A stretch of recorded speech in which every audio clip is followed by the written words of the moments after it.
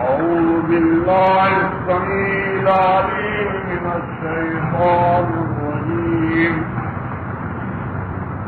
من همزه ونفخه ونفخه بسم الله الرحمن الرحيم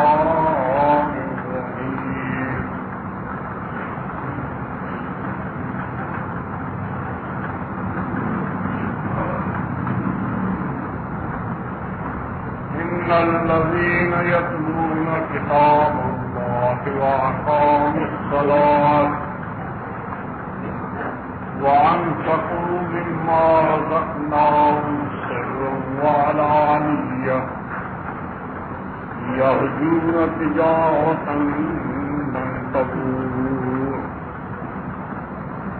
ليوفيهم أجورهم ويزيدهم من فضله إنه غفور شكور.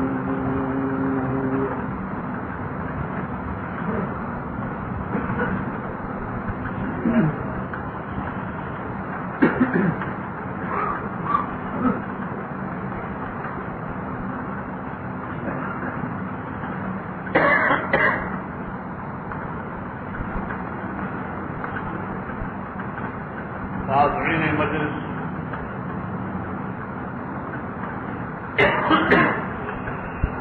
السلام علیکم ورحمۃ اللہ وبرکاتہ.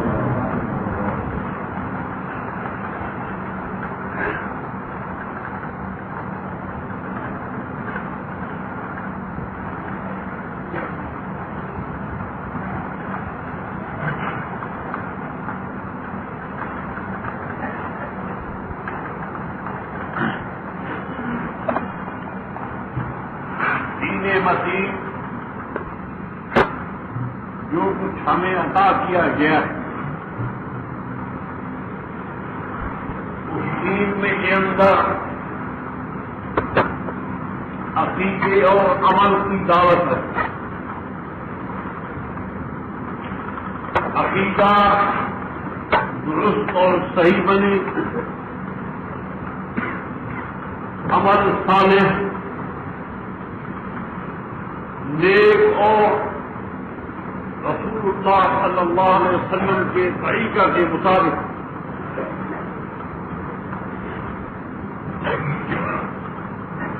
جتنے بھی دین کے اندر دائی آئے ہیں اور آگے رہیں گے ان سب کا یہی فریضہ ہے کہ لوگوں کو صحیح عقیدے کی دعوت دیں اور خالص اور نیک عمل کی ترغیب دیں.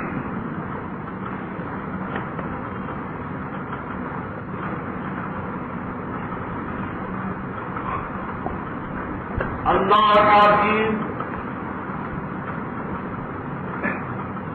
دو کتابوں پر مشتمل ہے، قرآن اور سنت.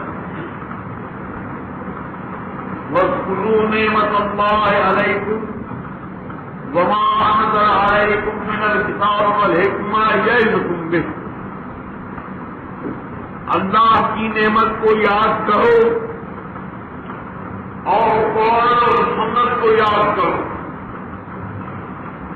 جو کہ اللہ نے تمہاری طرف نازل فرمایا، وہ تمہیں نصیحت اور وعظ فرماتا ہے کہ اس طرح اپنی زندگی بناؤ. قرآن اور حدیث کا آنا اس لیے ہے کہ ہماری زندگی صحیح بنے، ہمارا طریقہ کار صحیح بنے، ہمارے اندر جو بگاڑ آیا ہے وہ اس لیے آیا ہے کہ اللہ تعالیٰ نے جو کتابیں ہمیں عطا فرمائیں ہم نے ان کی طرف سے توجہ بالکل کم کر دی یا بالکل بند کر دی. اس کے بجائے دوسری کتابوں کی طرف ہم نے توجہ کیا. تبلیغی ادارے بھی ہوتے ہیں، لیکن زیادہ تر قصے اور کہانیاں اور حضرات کے فرمان سنائے جاتے ہیں، دروس و خطاب بھی ہوتے ہیں، لیکن اس میں بھی قرآن اور سنت کو بیان کرنا اس کا رواج بہت کم ہے۔ اگر بیان کرنا ہی ہے، لوگوں کو دکھانا ہی ہے کہ ہم قرآن اور سنت پیش کر رہے ہیں، تو وہ روایات پیش کی جائیں گی، وہ احادیث پیش کی جائیں گی جو ہمارے مذہب کے خلاف نہ ہوں، ہمارے عقیدے کے خلاف نہ ہوں۔ یہ کوئی طریقہ بیان کرنے کا نہیں ہے۔ بیان کرنے کا طریقہ یہ ہے کہ جو کچھ اللہ اور اس کے رسول صلی اللہ علیہ وسلم سے مروی اور منقول ہو، ثابت اور ہم تک پہنچا ہو، ہم اس کو اپنا مذہب بنائیں، اس کو دنیا کے سامنے پیش کریں۔ یہ نہیں کہ پہلے مذہب ایک مقرر اور پیٹنٹ شدہ ہو، پیٹنٹ شدہ ہو پہلے ہی، اور پھر اس کے مطابق جو بات ہم کو ملے اس کو قبول کریں۔ یہ نہیں، بلکہ اللہ اور اس کے رسول صلی اللہ علیہ وسلم کے فرمان کو دیکھ کر اپنا مذہب بنائیں، دیکھ کر اپنا طریقہ بنائیں۔ یہ ہے مسلمانوں کا مذہب، یہ ہے مسلمانوں کا دین۔ عقیدہ اور عمل کتاب اور سنت کے موافق ہوگا تو وہ قبول ہوگا، اس کے بغیر کوئی عقیدہ کوئی عمل قبول نہیں ہوگا۔ ابھی آپ نے سنا مولانا مصعب سے کہ عقیدہ کی ضرورت ہے کہ ہمارے عقیدے کی اصلاح ہونی چاہیے، لیکن جہاں تک ہم دیکھتے ہیں ہر مسلک کا آدمی، ہر مذہب کا آدمی یہی کہتا ہے کہ عقیدہ صحیح ہو، عمل صحیح، لیکن عقیدہ صحیح وہ کرتے ہیں جس کو وہ سمجھتے ہیں، ان کے نزدیک عمل صحیح وہ ہے جو وہ کہتے ہیں۔ ہم کہتے ہیں یہ بات صحیح نہیں، عقیدہ صحیح وہ ہے جس کو قرآن کریم نے بیان کیا ہے یا محمد رسول اللہ صلی اللہ علیہ وسلم نے بیان کیا ہے۔ عمل صحیح بھی وہی ہے جو قرآن اور سنت کے اندر بیان کیا گیا ہو، جو قرآن سنت کے اندر بیان کیا ہوا نہیں وہ عمل نہیں ہو سکتا، وہ نیکی نہیں ہو سکتی، وہ ایک طریقہ تو ہو سکتا ہے،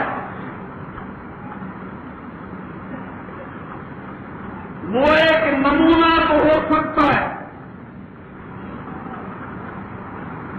ایک جماعت یا ایک سوسائٹی کی پہچان تو ہو سکتی ہے، لیکن اس کو ہم اسلام کہیں یا صحیح طریقہ یا صحیح عمل کہیں، یہ نہیں ہو سکتا۔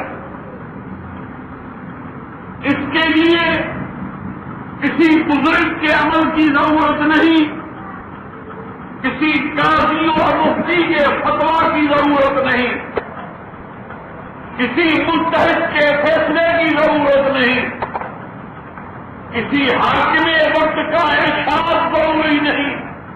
یہاں فقط ایک ہستی ہے محمد رسول اللہ صلی اللہ علیہ وسلم، جس کی گواہی کی ضرورت ہے، اس کی گواہی کے بعد ہم اپنا عقیدہ بھی درست کر سکتے ہیں، عمل بھی درست کر سکتے ہیں۔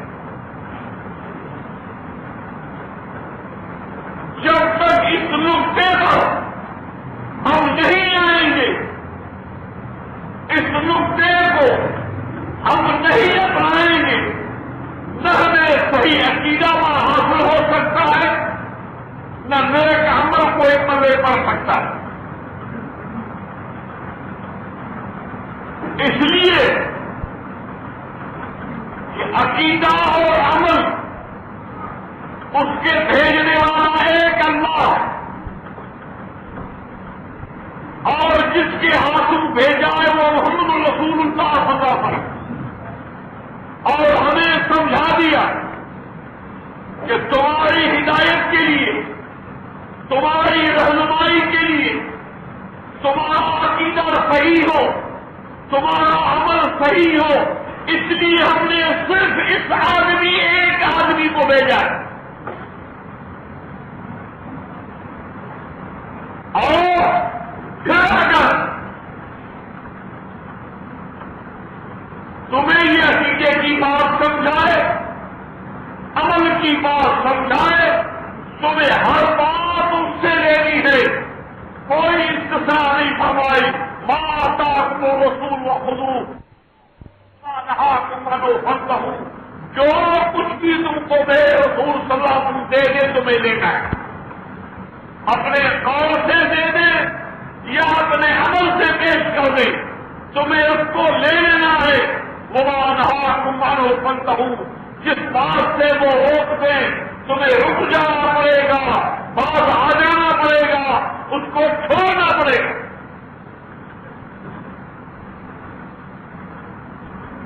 اب دنیا میں بے شمار جماعتیں ہیں، لیکن آپ غور فرمائیے کہ اس نقطے پر، جس نقطے کو میں نے پیش کیا ہے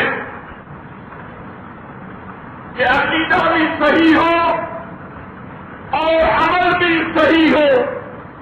صحیح عقیدہ وہ ہے جو آسمان سے آیا ہے، عمل صحیح وہ ہے جس کو آسمان سے آیا ہے، جس کو محمد رسول اللہ صلی اللہ علیہ وسلم نے اللہ کے حکم سے پیش کیا ہے۔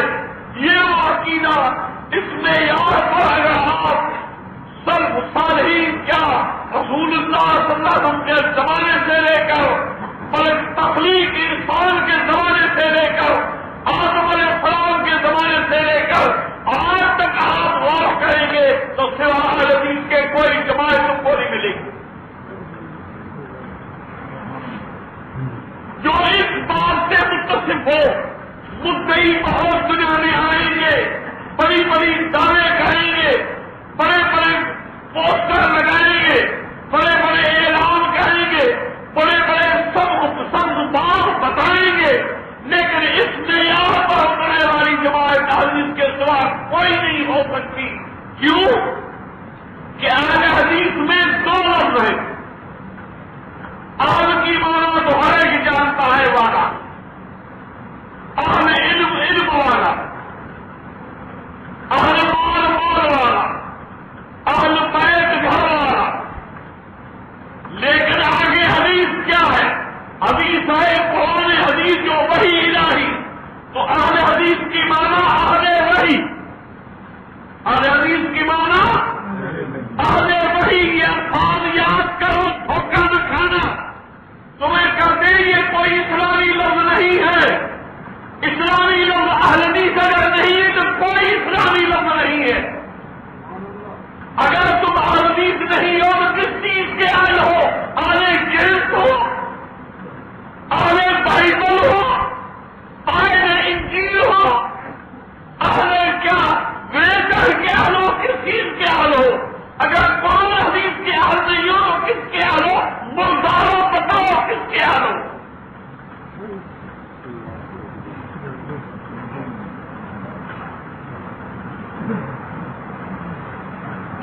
اہل حدیث کا معنی ہے اہل وحی، عقیدہ وہ جو وحی کے ذریعے سمجھا جائے، عمل وہی جو وحی کے ذریعے سمجھا جائے، یہ اہل حدیث کی صفت ہے۔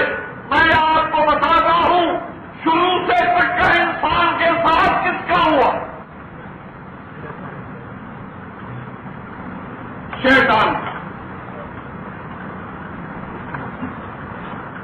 صاف کہہ دیا آئے کہا نبی کرم تو آ رہی ہے، نئے اثر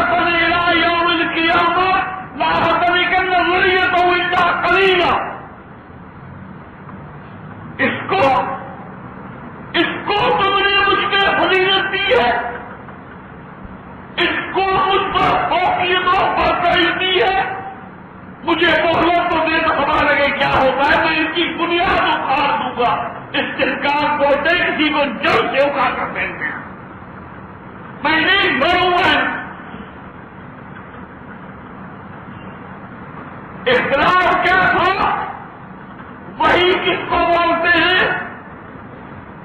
یہ پہلے آپ سمجھ گئے نا، الحدیث کی معنی اہل وحی، سمجھ آئی بات؟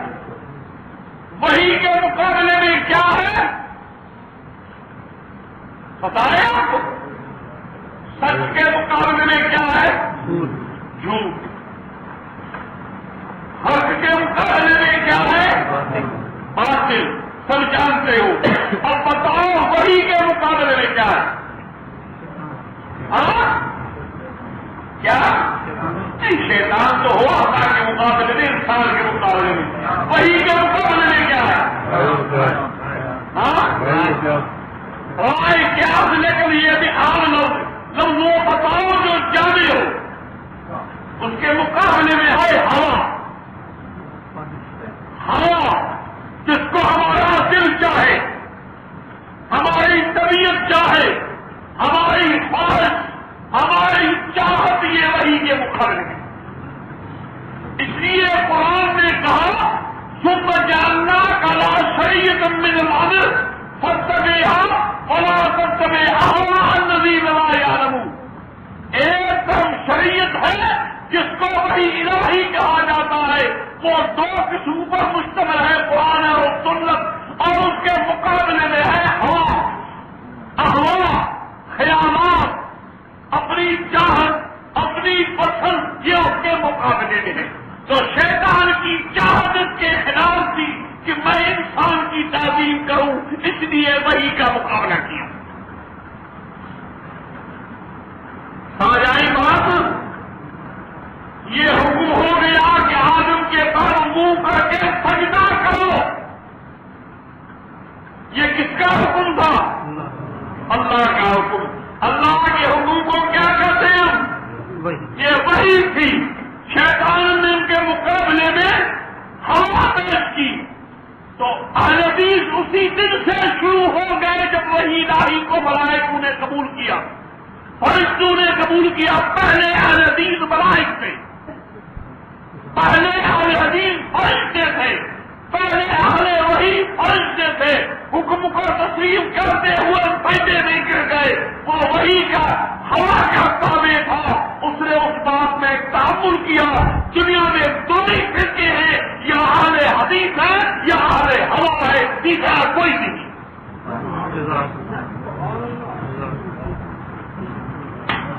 سمجھ آئی بات یا نہ؟ یا پھر کہوں بس دو ہی آدمی ہو سکتے ہیں، یا وحی کے ماننے والے، ان کو تم اہل سنت کہو، اہل حدیث کہو، اہل اثر کہو، اثری کہو، سنی کہو، محمدی کہو، سب کچھ کر سکتے ہو۔ اس کے مقابلے میں جو جماعت ہے وہ اہل الہوا ہے، ادھر اہل الہوا ہے، ادھر اہل الحدیث۔ دو جماعتیں کسی جماعت کی ہے نہیں۔ جو وحی الہی کے تابع ہیں، اپنا متمسک وحی الہی کو بناتے ہیں اپنے عقیدے کے لیے، اپنے عمل کے لیے، وہ اہل الحدیث ہیں، یعنی وحی والے ہیں۔ جو لوگ اس کو نہیں مانتے ہیں وہ اہل الحدیث نہیں، وہ اہل الہوا ہے، وہ خواہش کے تابع۔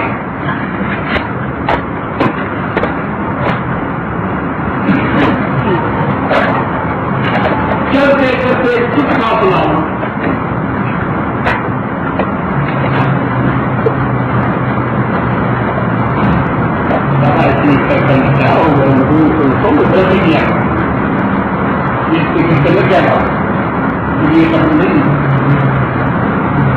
چلتے چلتے ایک چٹکا سنا دوں گا۔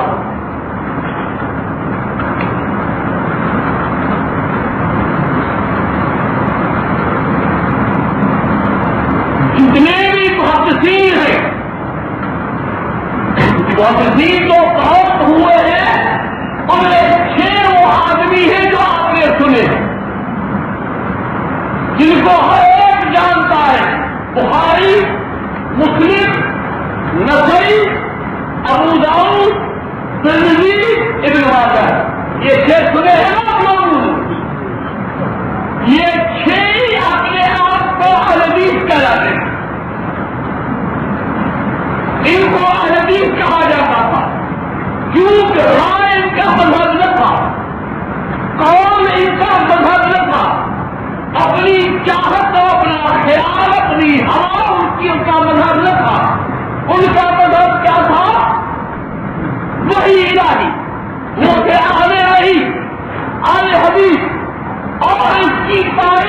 کرتے تھے، دعوت دیتے تھے، حدیث کی دعوت دیتے تھے، لوگوں کو حدیث بننے کی دعوت دیتے تھے۔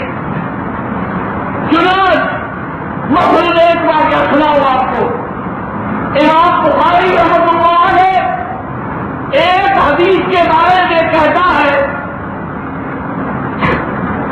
کہ رسول اللہ صلی اللہ علیہ وسلم نے فرمایا کہ میری امت کے اندر ایک جماعت ہمیشہ رہے گی قائم، جو حق والی جماعت ہے وہ ہمیشہ قائم رہے گی، کسی کی مخالفت، کسی کی معاندت، کسی کی دشمنی، اس کا حسد اس کو ہٹا نہیں سکے گا، قیامت تک وہ جماعت قائم رہے گی۔ بولیو یہ حدیث تم نے سنی ہے یا نہیں سنی ہے؟ ایک جماعت ہمیشہ قائم رہے گی جس کو کوئی نہیں ہٹا سکتا۔ امام بخاری اس حدیث کے بارے میں کہتا ہے کہ اس سے مراد کون ہے؟ اس سے مراد اہل حدیث ہے۔ سمجھ آئی بات؟ اس سے مراد اہل حدیث ہے۔ مانا امام بخاری اہل حدیث ہونے کی بہت بڑی دعوت دے رہے ہیں، اہل حدیث بننے کی بہت بڑی دعوت دے رہے ہیں۔ یہ بات آپ نے سمجھ لی؟ امام بخاری اور محدثین جتنے تھے وہ اہل حدیث مذہب کی دعوت دیتے رہے، ٹھیک ہے؟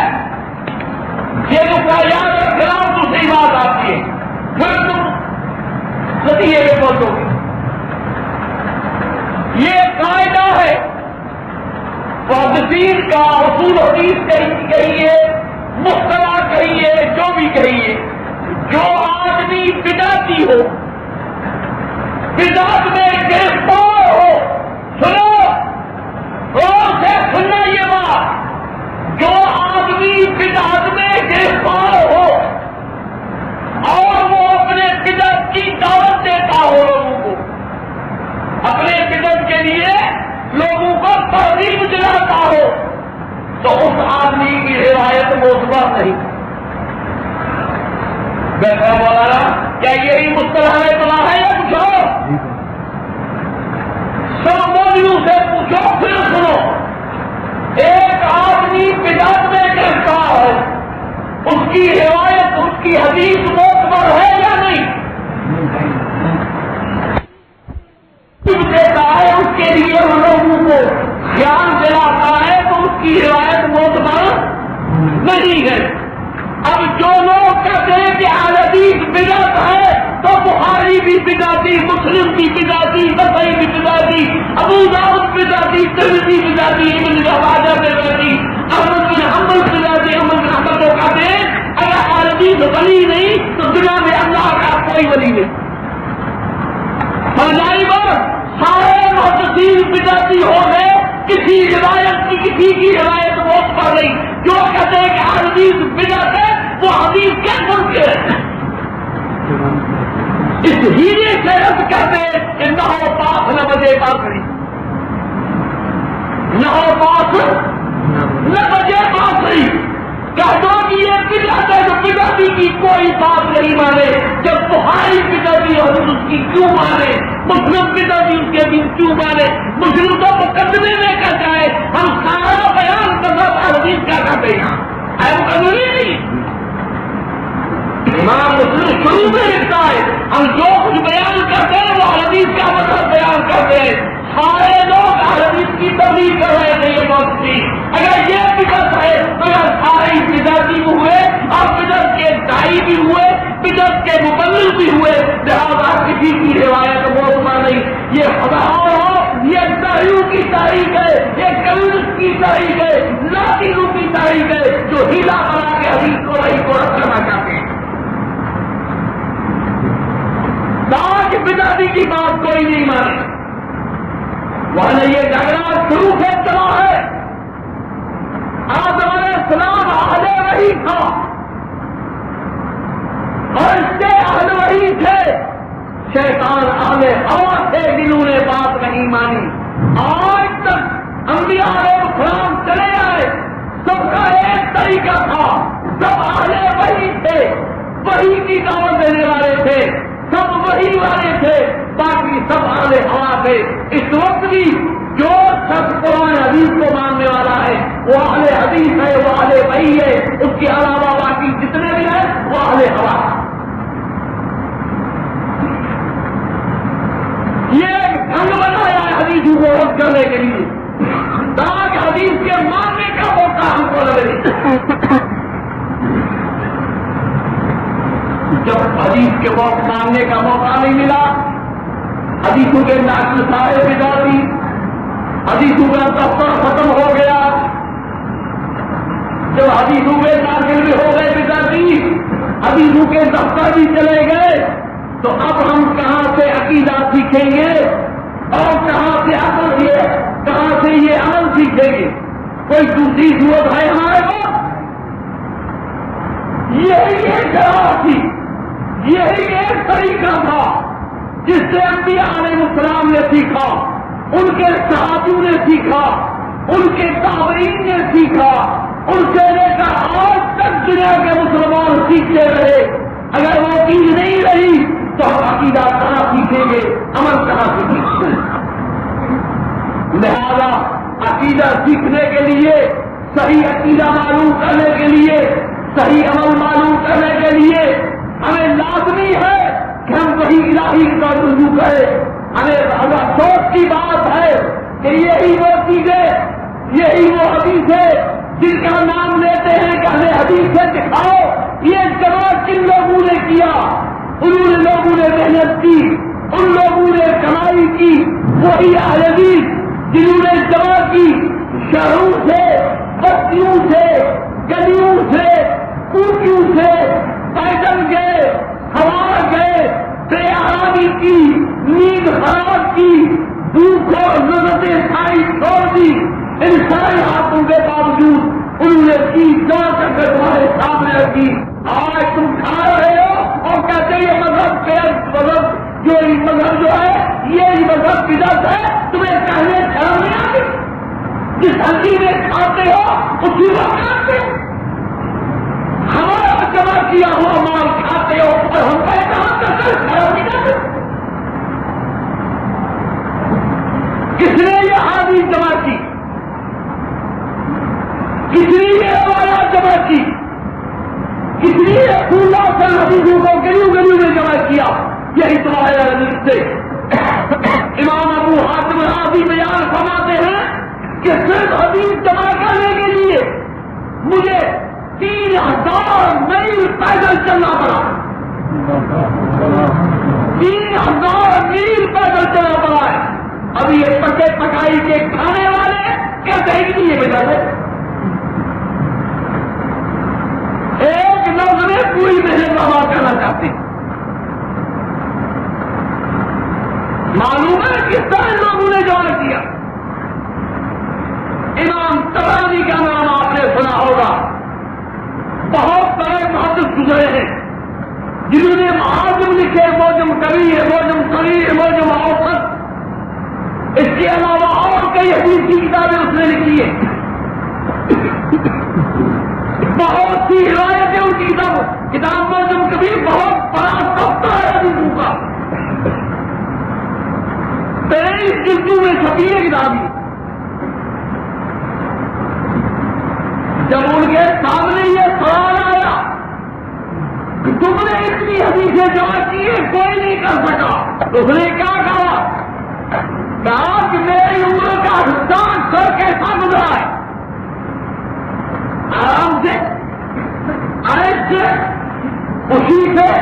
کہتا ہے 30 سال, 30 برس تک میرا حال یہ ہے کہ 30 برس کی راتیں میں زمین پہ سویا ہوں, نہ چارپائی ہے, نہ بستر ہے, نہ تکیہ ہے.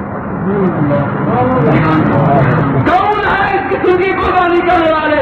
آج اعتراض کرنے والوں اپنے گریبان میں جھانکو, ڈوب کے مرو اور اعتراض کرنے کے جن کا کھاتے ہو ان پہ اعتراض کرنے میں شرم نہیں ہے.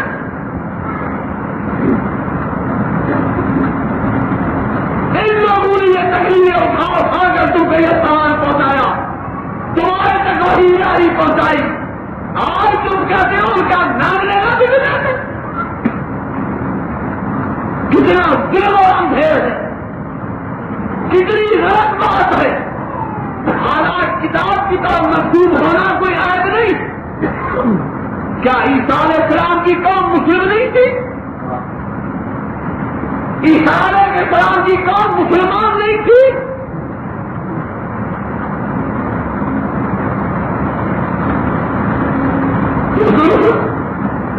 لیکن اس کے باوجود بھی اللہ تعالیٰ نے ان کو اپنی کتاب کے طرف منسوب کیا. وہی اکمال الانجیل میں اور اندر اللہ کی انجیل والے ٹھیک ہے, سارے مسلمان ہیں. ہمیں کیا ہوا؟ تم مسلمان عیسوی ہو, تم مسلمان موسوی ہو, تم مسلمان کوئی داؤدی ہو, تم کون مسلمان ہو؟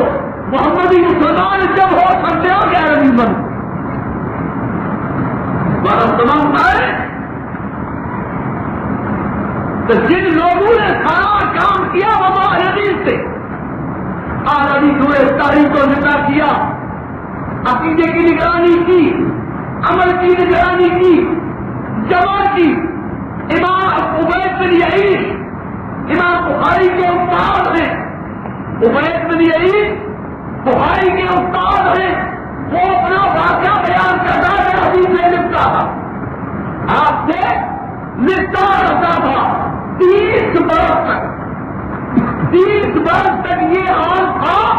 میں حدیثیں لکھتا تھا, جب کھانے کا ٹائم آتا تھا تو میرا بھائی میرے ساتھ کھانا لے کے بیٹھتا تھا, میرا قلم بند نہیں ہوتا تھا, وہ لقمہ میرے منہ میں ڈالتا تھا. کہاں ہو حدیث پر اعتراض کرنے والوں؟ سب کو کھاؤ, منہ کو دکھاؤ, تم ہو کون؟ تم کہاں سے آئے ہو؟ کہاں سے پیدا ہوئے ہو؟ یہ وہ جماعت ہے جس کا پکایا ہوا کھا رہے ہو تم. یہ وہ جماعت ہے جس کا جماعت نہیں کرتے کرتے تم مسلمان بنے ہو. ان کے وہی الہی جمع کرنے سے تم کو توحید سنت کا پتہ بنا ہے. آج میں کہا کرنے میں شرم نہیں آتے.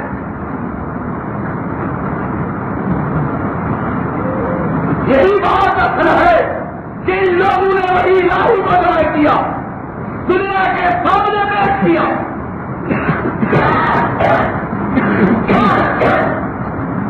کس قسم کے واقعات تمہارے سامنے میں پیش کروں؟ کیا کیا واقعات تم کو بتاؤں؟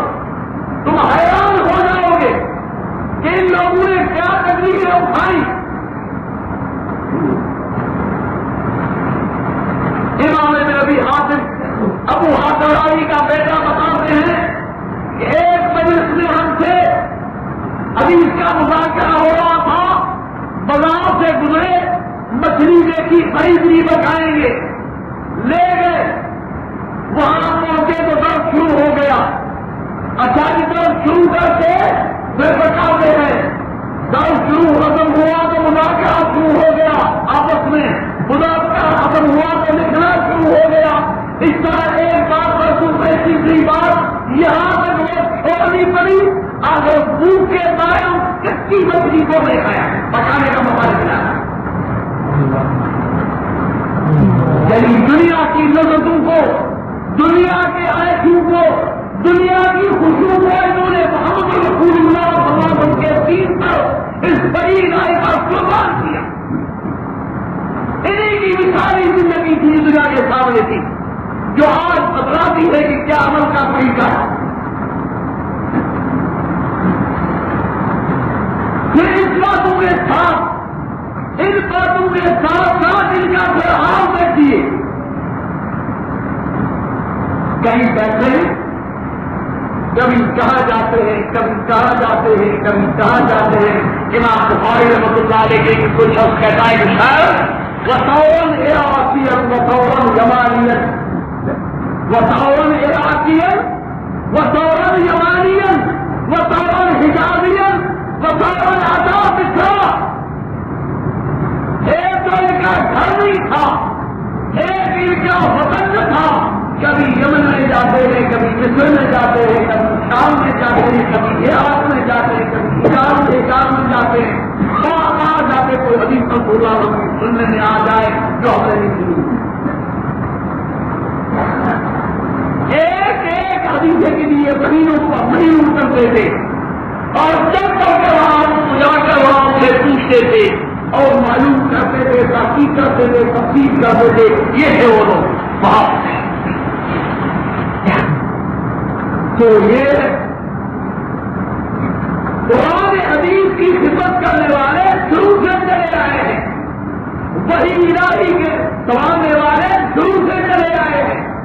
اور جس طرح اس وقت شیطان کی دشمنی چلی آئی اہل وحی کے ساتھ، اس طرح آج تک اہل وحی کے ساتھ دشمنی چلی آتی ہے. کوئی رائے مقابلے میں جاتا ہے، کوئی قول مقابلے میں جاتا ہے، کوئی ان کو کہتا ہے کہ تم جو ہے تمہارا نام بتاتا ہے، کوئی کچھ کہتا ہے. سب وہ اہل ہوا ہے جو اہل وحی کے مقابلے میں میدان میں آئے ہیں. لیکن وہ یاد رکھیں یہ نئی بات نہیں، یہ نیا مقابلہ نہیں، یہ نیا اعتراض نہیں، یہ نئی چیز نہیں. یہ صدیوں کی بات ہے کہ ہمیشہ اہل وحی کے لوگ دشمن رہے، اہل حدیث کے دشمن رہے.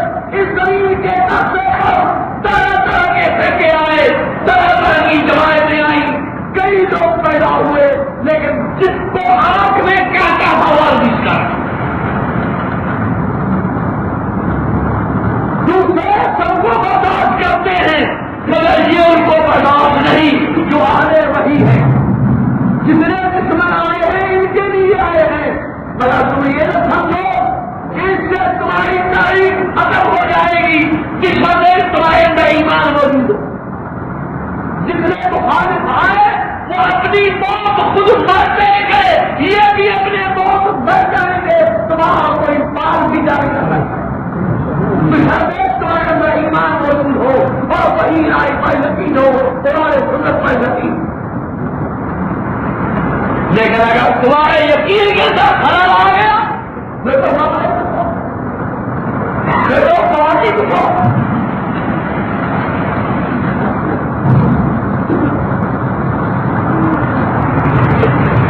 فرق ہے، بہت بڑا فرق ہے میرے بھائی دونوں میں.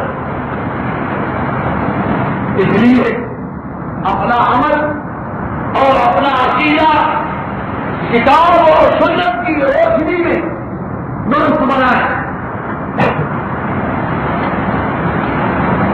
اور وہی عقیدہ سوال ہوگا اور وہی عمل حساب میں آئے گا. وہی عمل قرآن میں مبنی ہوگا جو عمل وہی الہی کے موافق ہوگا، قرآن سنت کے موافق ہوگا. اسی جماعت میں یہی جماعت تھی حدیث کی جنہوں نے باطل کے مقابلے میں سینہ کھپا ہوئے.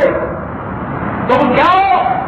تم صرف دعوتیں کھانے جانتے ہو اور کیا جانتے ہو؟ دعوتیں کھانا جانتے ہو. ایک جماعت آ جائے، لیکن ہمارے لوگوں نے اللہ کے فضل سے باطل کی ایک ایک چیز کا مقابلہ کیا اور دنیا کو سمجھ کر دکھایا کہ حدیث کسی کے آگے جھکنے والے نہیں ہیں، بلکہ سب کو اللہ کے آگے جھکانے والے ہیں. آپ کو معلوم ہے خلق قرآن کا فتنہ، خلق قرآن کا فتنہ کس نے اٹھایا؟ قرآن کو مخلوق کہنا یہ فتنہ کس نے اٹھایا؟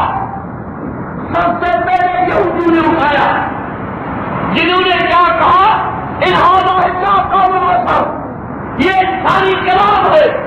پھر ان کے شاگردوں نے سیکھا ان سے بالآخر حنفیہ کا حکم یقین، مذہب حنفی کا بہت بڑا حکم یقین دوسرے پوری سرے عقیدے کو اٹھایا اور دنیا کے سامنے ایک عجیب رنگ دے کر پیچیدہ بنا کر پیش کیا اور محمود رشید خلیفہ کے وقت میں گمراہ کر کے کئی علماء کو مروایا. کئی لوگ دنیا چھوڑ کے بھاگ گئے، کوئی بغداد سے نکل گئے، کوئی موجود تھے تو مسجدوں میں نہیں آتے تھے، جمعہ نماز کو مسجد میں نہیں آتے، جمعہ نماز کو بھی وہ لوگ مسجد میں نہیں آتے، گھر کے باہر نہیں آتے تھے۔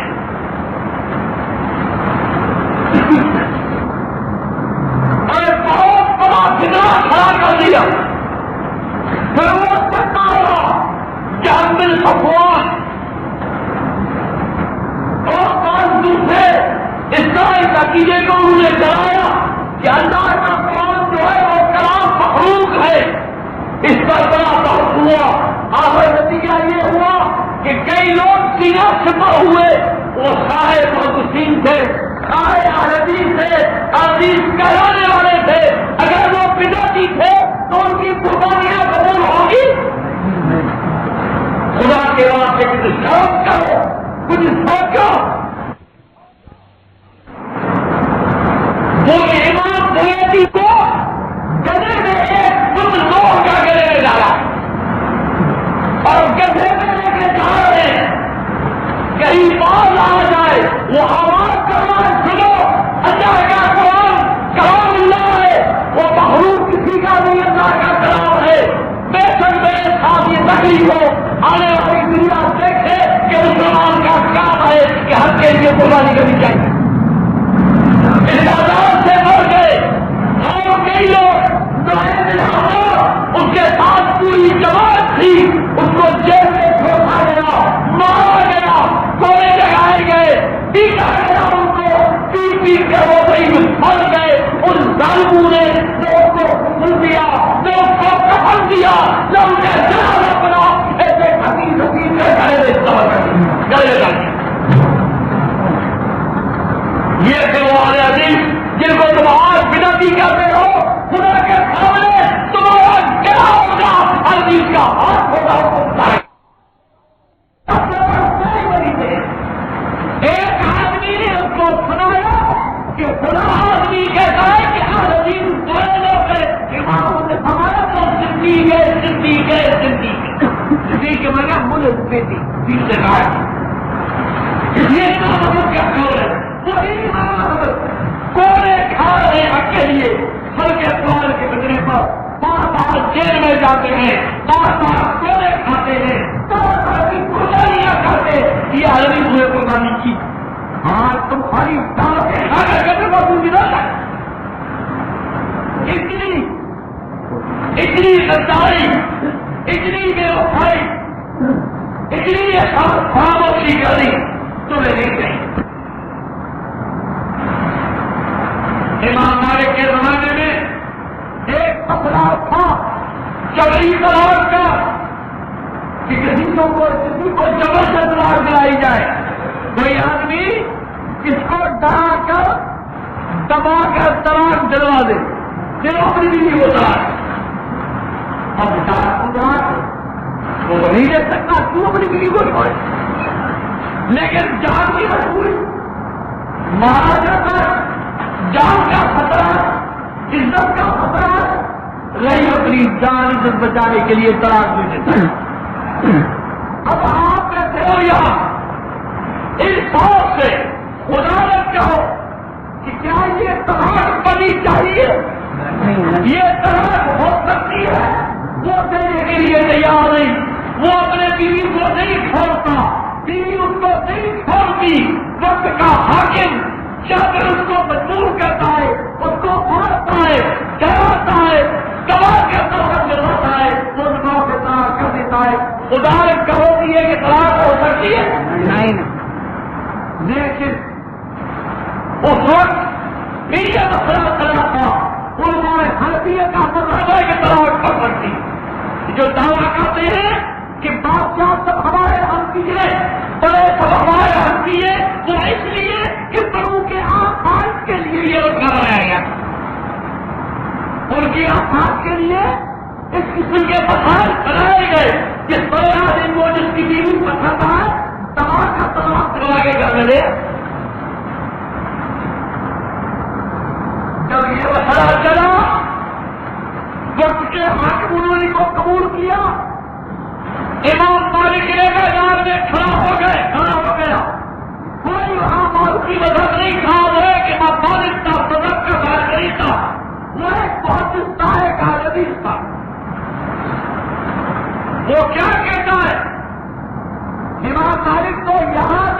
حدیث کو مانتا تھا وہ کہتا تھا جو اہل حدیث نہیں اس کی حدیث قبول نہیں کی جائے گی، اس کی روایت قبول نہیں کی جائے گی، وہ سکہ اور ڈاکٹر راوی نہیں ہے، جو اہل حدیث نہیں اس کی روایت نہیں جائے گی۔ یہاں تک اس کا عقیدہ۔ اس مالک نے اعلان کیا کہ یہ جبری طلاق نہیں ہو سکتی، اور یہ مسئلہ حکومت کے خلاف تھا، اس پر تکلیفیں آئیں، عذاب دیے گئے، کوڑے لگائے گئے، دیکھنے والے بتاتے ہیں کہ ان کے پیچھے اور سامنے یعنی پیٹھ پر اور سینے پر اس طرح کوڑوں کے نشان سے جیسے کوئی ہار پہنا ہوا ہے۔ اس گناہ میں وہی الہی کی حمایت،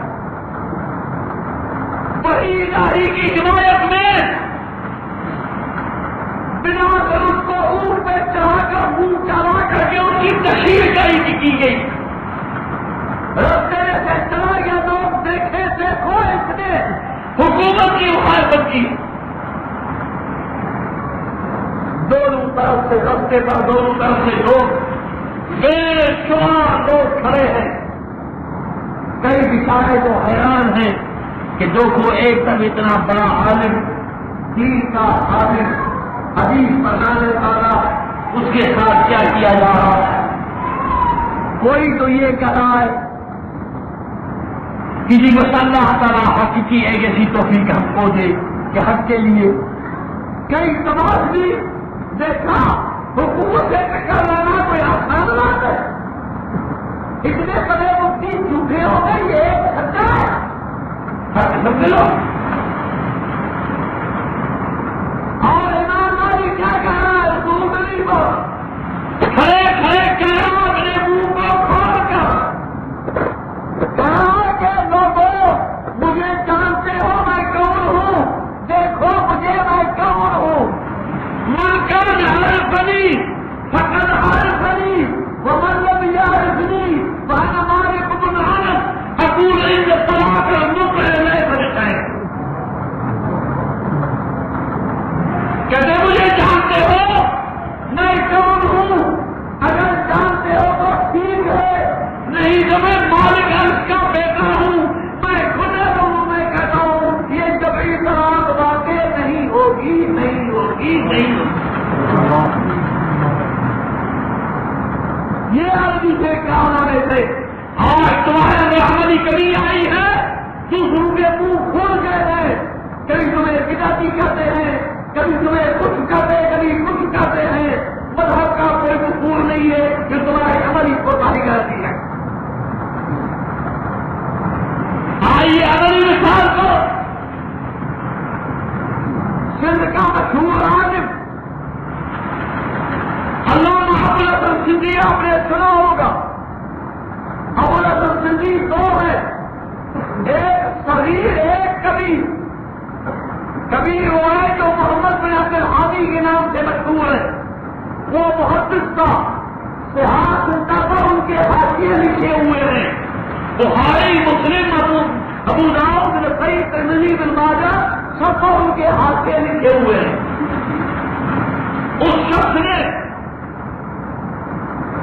یہاں سے ہجرت کر کے مدینہ منورہ پہنچے، اس وقت ترکوں کی حکومت تھی، اس کے ساتھ شیخ ابو الطیب سندھی نے ایک ضد لگا دی، مقابلہ کر دی، کیونکہ شیخ ابو الحسن سندھی نماز میں سینے پر ہاتھ باندھتے تھے، نماز میں سینے پر ہاتھ باندھتے تھے اور رکوع یدین کرتے تھے باقاعدہ رکوع کرتے وقت رکوع سے سر اٹھاتے وقت اور یدین کرتے تھے۔ ابو الطیب سندھی وہ متاثر حنفی تھا، اس کو سمجھاتا تھا کہ یہ نہ کرو، یہ کیا کر رہے ہو مذہب کے خلاف۔ وہ دلال دیتے تھے، آپ پیش کرتے تھے، اقوال پیش کرتے تھے، وہ بول نہیں سکتے، آج سے آپ کا حکم ہے۔ آخر شاہ کے قاضی کے پاس دعویٰ دائر کیا کہ یہ ہمارے مذہب کے خلاف عمل کرتا ہے۔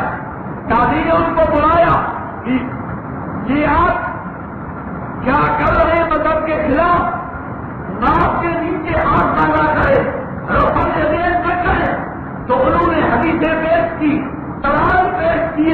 جب دلال سنے تو قاضی نے دیکھا یہ تو بہت بڑا حال ہے، لہٰذا حال پر کیا سختی کرے؟ انہوں نے کہا شیخ صاحب ہمیں معاف کیجیے، ہم نے آپ کو تکلیف دی، ہمارے لیے دعا کریں آپ کو چلے۔ دوسرے سال دوسرا قاضی آیا، اس کے سامنے پھر شکایت گئی، وہاں بھی یہی واقعہ گزرا، وہاں بھی قاضی نے ان کو رخصت دے دی۔ تیسرے سال تیسرا قاضی آیا، ہر اور قاضی دے کے بعد شکایتیں جاتی تھی، قاضی ان کو سمجھاتا تھا مگر وہ دلائل پیش کرتا تھا، وہ نہیں، وہ سن کر اس کو چھوڑ دیتا تھا۔ ایک سال کسٹم کرنے کے کام سے ایک متاثر قاضی آیا، سخت تاخبی قاضی آیا، اس کو جب شکایت ہوتی اس نے بلا کے کہا کہ دیکھو مذہب کے خلاف عمل نہیں کرنا، ہاتھ اپنے ناک کے نیچے باندھا کرو، ہاتھ دے کر باندھا کرو ناک کے نیچے، اور سے کیا کرو۔ انہوں نے کہا ابھی رسول اللہ صلی اللہ علیہ وسلم جو کیسے کروں؟ قاضی نے حکم دے کر جیل میں ڈالو، چلا گیا جیل میں۔ کس لیے گیا؟ کوئی چوری کی تھی، اغوا کیا تھا، کسی کو لوٹا تھا، کسی کا حق رفع کیا تھا، امانت میں خیانت کی تھی، کوئی بغاوت میں جلوس نکالا تھا، کیا بات کیا ہو سوائے اس کے کہ حدیث سے مت تھا مکش بتیل خیرت، مکش بتیل خیرت نے سنت ہوا کہ نر کے نٹ کر گیا نہ کر دانت جن سے بات ختم بنا دے گا، نہ کر دانت جن سے بات ختم بنا دے گا، جو کوئی کر بنانے کا سوائے اس کے کہ وہ رسول اللہ صلی اللہ علیہ وسلم کی حدیث سمجھ کر آئے۔ ایسی اندھیری کوٹری میں ان کو ڈالا گیا جہاں اپنے ہاتھ بھی نہ دیکھ سکے، ہاتھ بھی نظر نہ آئے۔ اسی اندھیری کوٹری کے اندر کھانا ملا تو کھایا، نہیں تو نہیں، نماز وہی پڑی، پیشاب کا کھانا وہی کیا۔ مولویوں کی فتوے چلے گی کہ یہاں کیسی نماز ہوگی بھارت میں، یہ نماز ہوگی یا نہیں؟ میں ہمیں بتاؤں کہ اس شیخ ابوالحسن کی زندگی بھر کی نماز ایک دم وہ 7 دن کی نماز ہے۔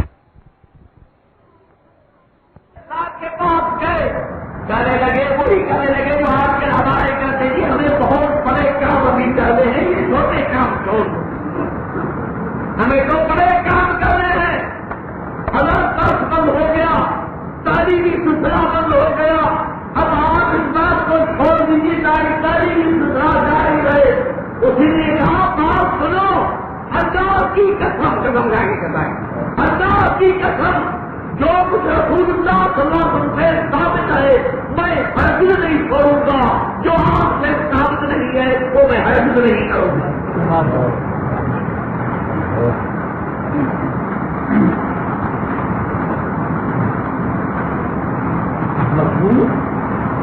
گئے لوگ قاضی کے پاس، قاضی کو پھر سماپت کیا، بہت کچھ کہا۔ قاضی اس بات پر آمادہ ہوا کہ بھائی دیکھو میں اس کو جیل کے خلاصی کا حکم دیتا ہوں، لیکن ایک شرط پر کہ پھر میں اس کو سینے پر ہاتھ باندھتے ہوئے نہ دیکھوں،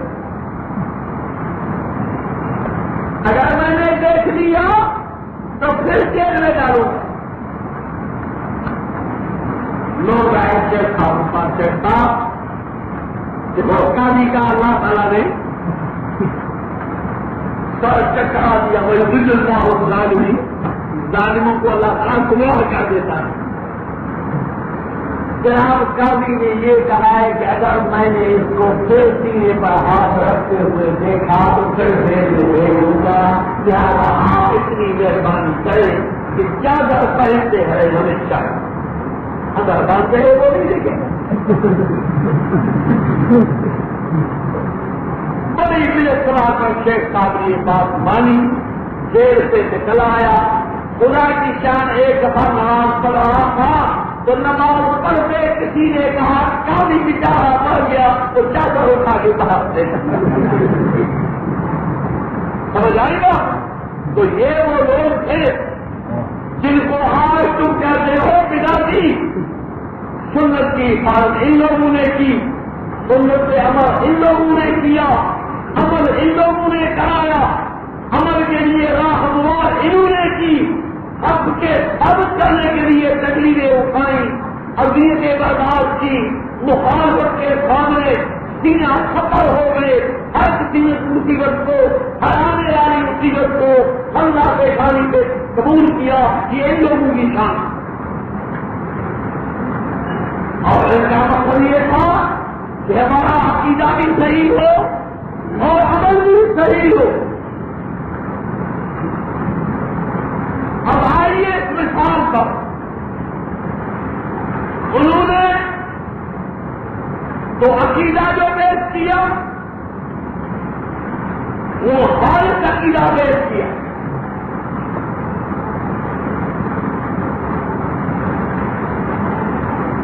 جس میں کسی قسم کے فتنے کی کوئی گنجائش نہیں.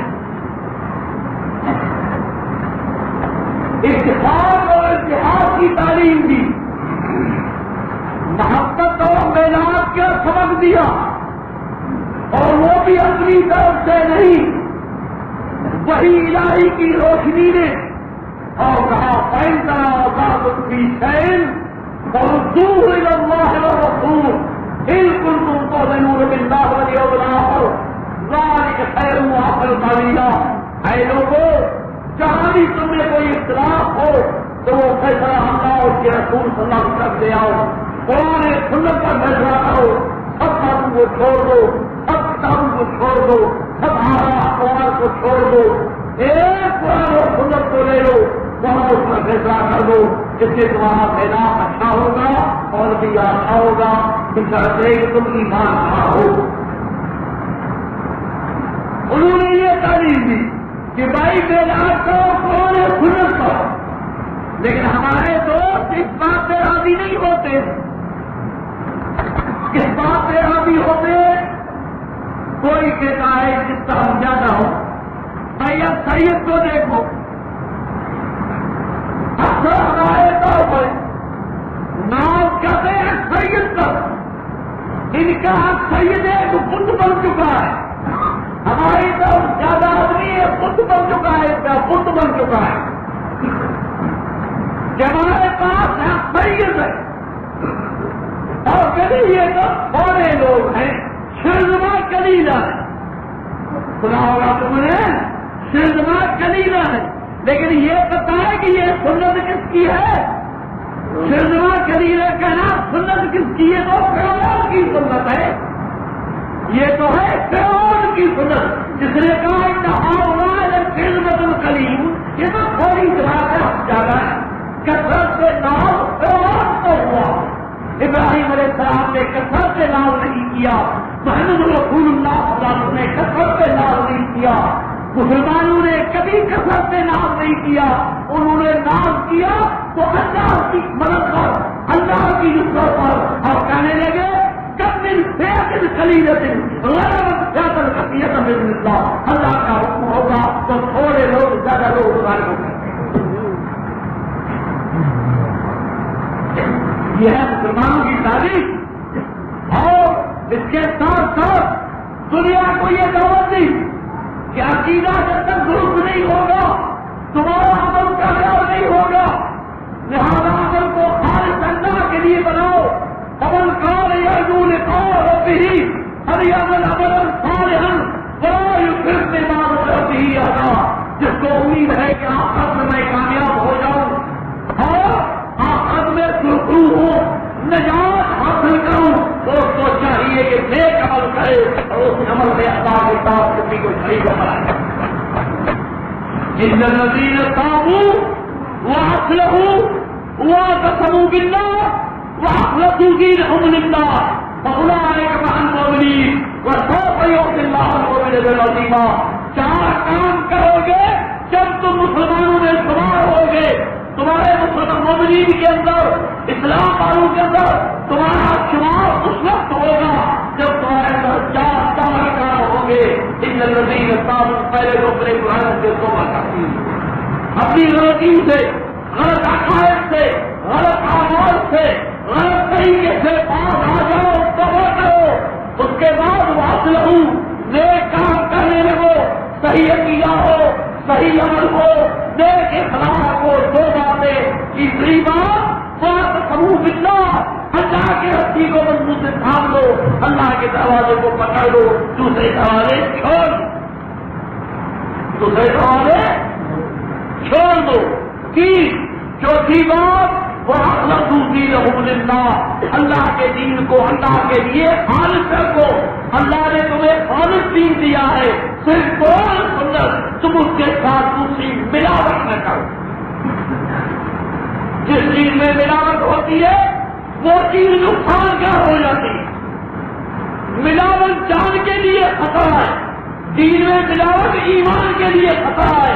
تم نے قرآن حدیث کے ساتھ اپنے اقوال کو ملایا، اپنی آراء کو ملایا، اپنے بزرگوں کی باتوں کو ملایا، شاعروں کے شعروں کو ملایا، سمندر کو پھیر کیے. تم نے ایمان خالص نہیں رکھا، تم نے دین خالص نہیں رکھا. اس کی کوئی قدر قیمت نہیں. صحیح دین وہ ہے کہ وہ آخرت الدین للہ، اللہ کے دین کو خالص رکھا. فرمایا جب یہ کام کرو گے فاولئک مع المؤمنین، یہ ہے مومنوں میں شمار، ایمانداروں میں شمار ان لوگوں کا ہوگا جن لوگوں کے اندر یہ صفتیں موجود ہوگی، جن کے اندر یہ وصفیں موجود ہوگی. اگر یہ چیز نہیں ہے تو پھر تو اللہ کے فضل سے آپ دیکھ لیں ہر جگہ پر اللہ کے فضل سے. میں ابھی تازہ یورپ سے آیا ہوں، مجھے وہاں کے دوسرے ملک کے لوگ بھی کئی ملے ہیں، لیکن آج میں تم کو یہ چیز بتانا چاہتا ہوں کہ دنیا کا کوئی خطہ خالی نہیں، دنیا کا کوئی ملک، کوئی ریاست خالی نہیں جہاں تمہارے آدمی موجود ہوں. کوئی دنیا کا ملک سے خالی نہیں. ایسے ملک بھی ہیں جہاں کوئی جماعتیں نہیں، کوئی مذہب نہیں، ایک ہے تو دوسرا نہیں، تیسرا ہے تو چوتھا نہیں، پانچواں ہے تو چھٹا نہیں، کوئی ہے تو کوئی نہیں. لیکن وہ ملک آج زمین کے سطح پر ملک نہیں جس پر کوئی حیرت نہ. یہ ان کی حقانیت کی بہت بڑی دلیل ہے، ان کی صداقت کی بہت بڑی دلیل ہے کہ اللہ تعالیٰ اس کو ہمیشہ قائم رکھے گا. کیوں کہ ان کا کام ہے، یہ کسی کی دلالی کرنے والی نہیں ہے، یہ کسی کی دلالی کرنے والے نہیں. یہ بات قرآن اور سنت کی دعوت دیتے ہیں اور اس پہ عمل کرتے ہیں. یہ اور بات ہے کہ ہم نے خطائیں بہت ہیں، ہم گنہگار ہیں، ہمارے اندر کئی کوتاہیاں ہیں، ہمارے اندر عملی قصور ہیں. اللہ ہمیں معاف کرے گا اور ہدایت کرے گا. یہ کسی کہنے سے ہمارا مطلب غلط نہیں ہو سکتا. ہمارے پاس حریفوں نے ہم پر اعتراض کیا ہے کہ فلاں حدیث نے یہ کیا، فلاں حدیث نے یہ کیا، فلاں حدیث نے یہ کیا. کیا یہ مذہب کی غلطی ہے؟ کیا مسلمان کہنے والے چوری نہیں کرتے؟ مسلمان کہنے والے زنا نہیں کرتے؟ چکلے میں جو عورتیں بیٹھی ہیں مسلمان کہلانے والی نہیں؟ شراب مسلمان نہیں پیتے؟ ہر بلا کرتے؟ کیا اس طرح جھوٹ مسلمان نہیں بولتے؟ جھوٹی گواہیاں دیتے ہیں؟ کیا ان باتوں سے اسلام غلط ہو گیا؟ اسلام غلط نہیں ہے، تم غلط ہو. ہر حدیث مذہب غلط نہیں ہے، ہم میں غلطی ہو سکتی ہے، ہم اس کا اعتراف کرتے ہیں. ہم یہ نہیں کہتے کہ ہم نے کوئی غلطی نہیں، ہم یہ نہیں کہتے ہمیں عیب نہیں. ہم عیبدار ہیں، ہم گنہگار ہیں، ہم خطاوار ہیں، لیکن اس کے ساتھ اپنے خطاؤں کا اقرار بھی کرتے ہیں، اعتراف بھی کرتے ہیں، اپنے کو گنہگار بھی مانتے ہیں اور خدا سے اس کی معافی مانگتے ہیں. یہی ہماری آخری دعا ہے کہ اللہ تعالیٰ ہماری خطاؤں کو معاف کرے اور ہمارا عقیدہ و عمل صحیح بنائے.